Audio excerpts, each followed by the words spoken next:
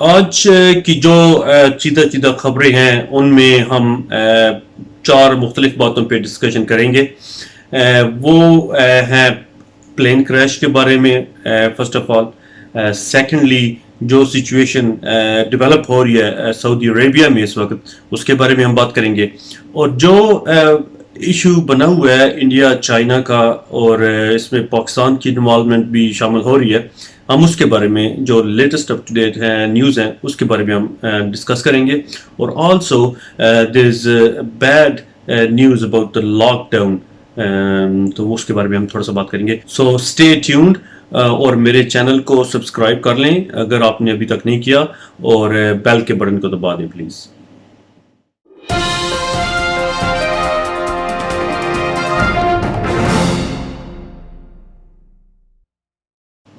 سب سے پہلے ہم بات کرتے ہیں اس سانحہ کراچی کی, جس نے نہ صرف ہم پاکستانیوں کے دلوں کو مرجھا دیا بلکہ عید کا سارا مزہ کرکرا ہو گیا. عید کے مزے کو دوبالا کرنے کے لیے ہم آلریڈی اسٹرگل کر رہے تھے, کیونکہ نہ تو مساجد اوپن تھیں, اسپیشلی یورپ میں بڑے کنفائنڈ انوائرمنٹ میں عیدگاہوں پہ نمازیں پڑھائی گئیں, اور آلسو جو تراویح نہ پڑھ سکنے کا جو ہمیں سائیکولوجیکل افیکٹ تھا رمضان شریف میں, ہم اس سے ابھی باہر نکل پا نہیں رہے تھے کہ ہمیں یہ دل خراش خبر ملی جس نے ہماری عیدوں کا مزہ کرکرا کر دیا. ہم تمام پاکستانی اور تمام امت مسلمہ بلکہ پوری دنیا اس واقعے میں شہید ہونے والے اور ان کی فیملی کے ساتھ ہیں. اللہ تعالیٰ ان شہید ہونے والوں کے درجات کو بلند فرمائے.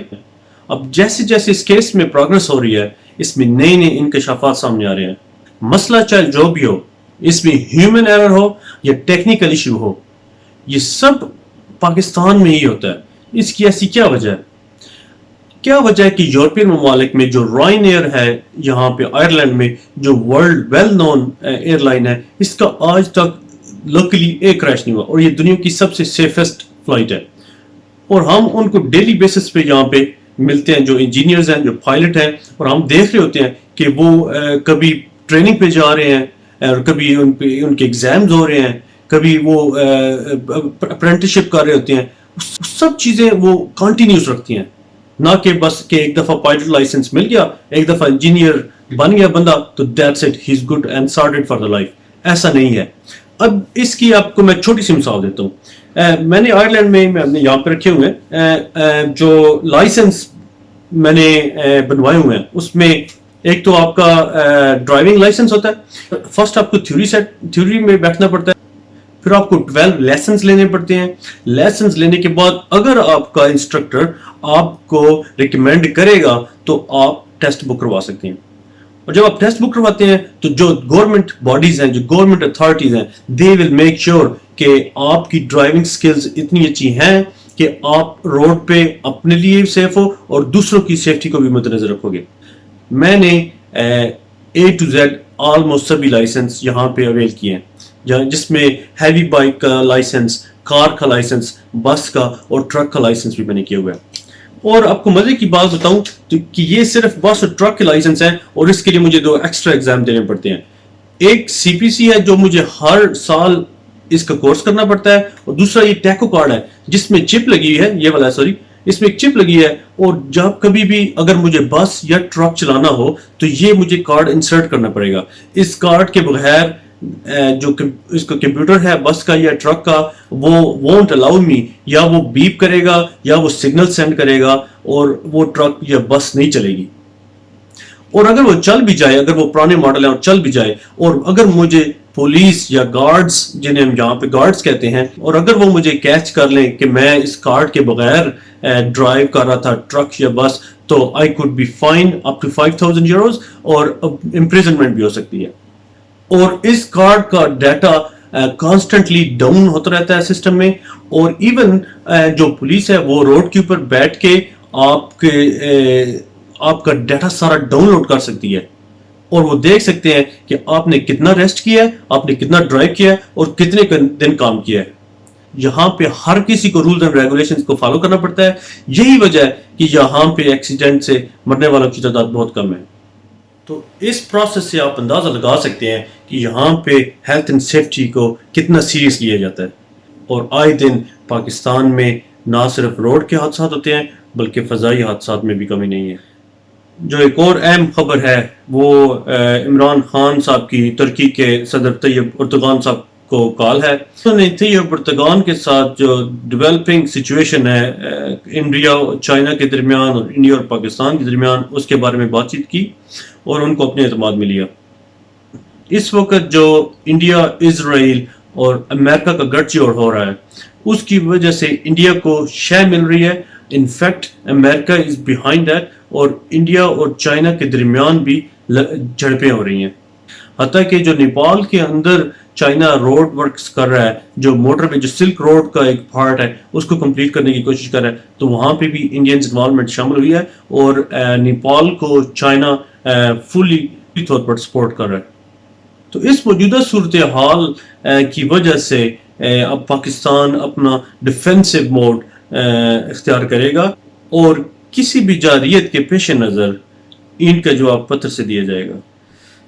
اس کے علاوہ کرونا کے بارے میں بڑی خطرناک قسم کی رپورٹس یا خبریں گردش کر رہی ہیں۔ کہا جا رہا ہے کہ روزانہ کی بیس پہ 1 سے لے کر 3000 تک کے کیسز سامنے آ رہے ہیں۔ ٹوٹل 1200 اموات ہو چکی ہیں اور ابھی بھی گراف اوپر کی طرف بڑھ رہا ہے۔ ہمیں کمپین چلانی چاہیے اور لوگوں کو اویئرنیس دلانی چاہیے کہ آپس میں گلے نہ ملیں، ہاتھ نہ ملائیں، SOPs کو فالو کریں اور اپنی پریئر میٹس کو شیئر نہ کریں، اپنے پریئر میٹس استعمال کریں۔ اور اگر آپ مسجد جانا چاہتے ہیں نماز پڑھنے کے لیے تو ایک اچھا آئیڈیا ہے کہ آپ بن بیگ لائنر یا بن لائنر لے کے جائیں ساتھ میں، یا کوئی شاپر کا بیگ جس کو آپ سجدے والی جگہ پہ رکھ سکیں اور اس کو ڈسپوز کر دیں آفٹر ورڈز۔ NCOC جو national command and operation centre ہے وہ تجویز دے رہے ہیں کہ لاک ڈاؤن کو فوری طور پر بحال کیا جائے اور بزنسز کو کلوز کیا جائے، کیونکہ جو فگرز آ رہے ہیں وہ بہت ہی الارمنگ ہیں۔ خان صاحب شاید اس تجویز کو نہ مانیں کیونکہ وہ اکانومی کو اپ اینڈ رننگ رکھنا چاہتے ہیں، لیکن ان پہ پریشر بہت زیادہ ہوئے گا۔ جس طرح کے نمبرز اور کیسز ہاسپٹلز میں آ رہے ہیں ان پہ بہت زیادہ پریشر ڈیولپ ہوئے گا کہ لاک ڈاؤن کو بحال کیا جائے۔ سب سے زیادہ کیسز سندھ میں دیکھنے میں آ رہے ہیں اور امید ہے کہ لوگ اس عید کی شاپنگ اور عید کے ملنے ملانے کے بعد SOPs کو دوبارہ سے بھرپور طریقے سے پراپرلی اینڈ تھارولی فالو کریں۔ تو سعودی عرب میں جو سچویشن بنی ہوئی ہے وہ محمد بن سلیمان کے لیے پروڈکٹیو ثابت ہو رہی ہے اور وہ ان کے لیے حالات اگر کہا جائے کہ سازگار ہو رہے ہیں تو اس میں کوئی تورائی نہیں ہوئے گی۔ ایک تو جمال خشوگی جن کا کیس پوری دنیا میں جانا گیا تھا اور آپ کو پتہ ہوگا کہ ان کا مرڈر کیا گیا تھا استنبول میں سعودی کانسولیٹ اور ایمبیسی کے اندر، جس کی وجہ سے ترکی اور سعودی عرب کے آپس کے حالات بڑے کشیدہ ہو گئے تھے۔ تو اس کیس میں یہ پیش رفت ہوئی ہے کہ جمال خشوگی کے بیٹے نے اپنے والد کے قاتلوں کو معاف کر دیا ہے اور پرزیوم کہ اب گورنمنٹ آف سعودیہ جو وہ انٹرنیشنل میڈیا پہ یا انٹرنیشنل چینلز پہ یہ بات کرے گی کہ ہم اس کیس کو اپنے قانون کے مطابق پروسیڈ کریں گے، which they should۔ لیکن ایشو اس میں یہ ہے کہ شاید اس کے جمال خشوگی کے بیٹے کو پریشرائز کیا گیا ہے۔ انیشلی یہ سنا گیا تھا اور بتایا گیا تھا کہ اس کو گھروں سے نوازا جا رہا ہے اور لاکھوں ڈالر دیے جا رہے ہیں، تو وہ پروبیبلی اس پہ پریشر بھی بلڈ کیا گیا ہوئے گا ان ساری سٹیٹمنٹس کے بارے میں اور اس ٹرننگ پوائنٹ کے بارے میں جو اس کیس میں سامنے آ رہی ہیں۔ ایک اور جو پیش رفت سعودی عرب میں ہو رہی ہے وہ سعودی عرب کے ایکس انٹیلیجنس افیسر جو سعد الجابری ہیں، وہ رائل فیملی سے بلانگ کرتے ہیں، ان کے پاس انٹیلیجنس کی ذمہ داریاں تھیں اور وہ 2017 میں کینیڈا منتقل ہو گئے تھے۔ وہ کینیڈا تب منتقل ہوئے جب ان کے حالات محمد بن سلمان سے خراب ہوئے۔ یہ حالات تب خراب ہوئے تھے جب محمد بن سلمان اور محمد بن نیب کے درمیان ولی عہد بننے کا ایشو رائز ہوا اور اس سے کافی زیادہ فیملی کے اندر، رائل فیملی کے اندر پرابلمز کریٹ ہوئیں۔ سعید الجابری صاحب جو کہ رائل فیملی سے ہی بلانگ کرتے ہیں اور ان کے پاس انٹیلیجنس کا ادارہ تھا اور کہا جاتا ہے کہ ان کے پاس محمد بن سلیمان کے بارے میں، اور جب اسامہ بن لادن کا کیس چل رہا تھا تو ان حالات میں تب وہ آن جاب تھے، ان ڈیوٹی تھے، اور ان کے پاس بہت زیادہ انفارمیشن دونوں لوگوں کے بارے میں، محمد بن سلیمان کے بارے میں بھی اور اسامہ بن لادن کے بارے میں بھی بہت زیادہ انفارمیشن ہے. اور محمد بن سلیمان کوشش کر رہے ہیں کہ کسی طریقے سے ان کو واپس لایا جائے ایز اے فرینڈ، اور مے بی ٹو کیپ ہم کوائٹ، کیونکہ ان کو محمد بن سلمان کے بارے میں جو انٹیلیجنس انفارمیشن ہے اس سے محمد بن سلمان کو کافی خطرہ ہے. اور جیسا کہ آپ کو پتہ ہے کہ سعودیہ کا میڈیا جو ہے وہ بہت ویل کنٹرولڈ ہے، اور وہ کسی بھی قسم کی ایسی بات کو باہر نکلنے نہیں دیں گے کہ جس سے رائل فیملی یا ان کی اسٹیٹ کو کسی قسم کا ہارم ہو.